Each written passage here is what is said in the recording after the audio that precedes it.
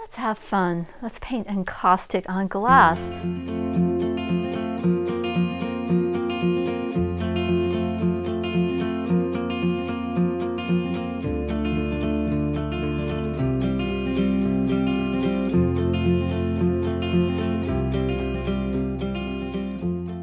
Encaustic painting is a very ancient form of art using Wax, pigment, and heat. People are very drawn to it because there's this kind of softness to it.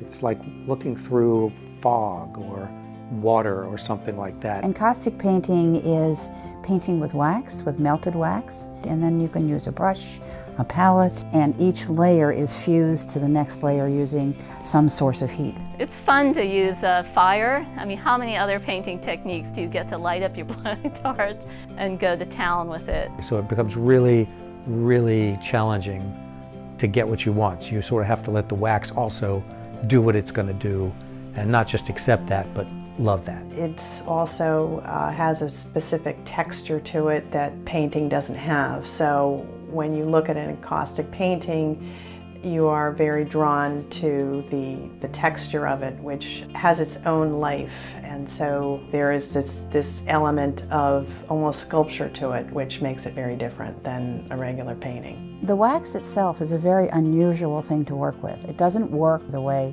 watercolor works or the way acrylic works or oils work, whereas you have an idea, you have a drawing, and you paint in. So it's a very fluid medium. You can use it for just about anything you want. It's one of the things that attracts me to it. It started in the Trojan times, where they painted the bottoms of the boats to keep the water out. And then it moved over to Egypt, where the Egyptians used it on the faces in the tombs.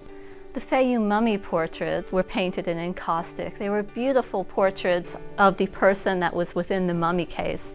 And those are around today, and the color's still vivid and they're still in good shape. So it's a very permanent medium. It's also fragile. So I like to tell people that this medium versus all the other ones will last as long as the mummies have lasted.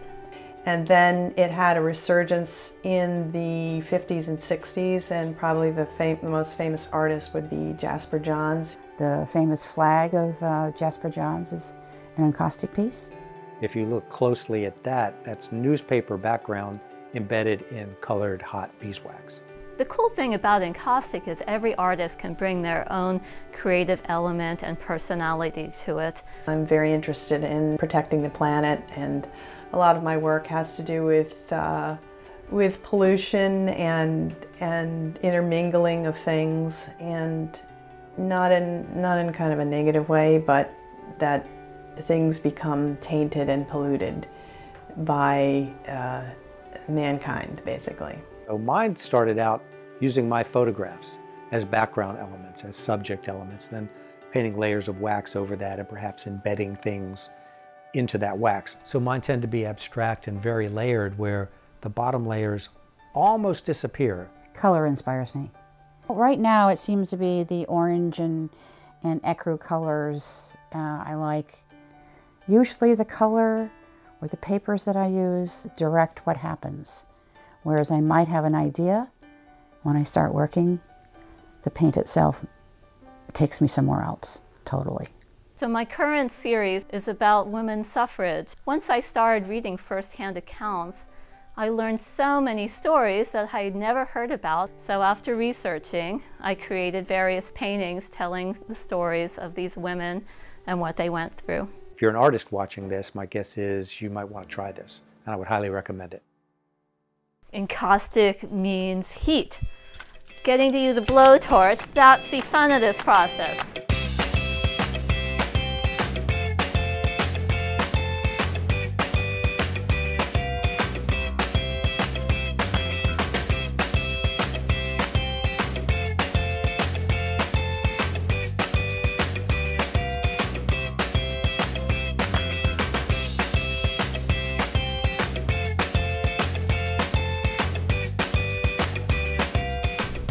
And this is why I painted encaustic.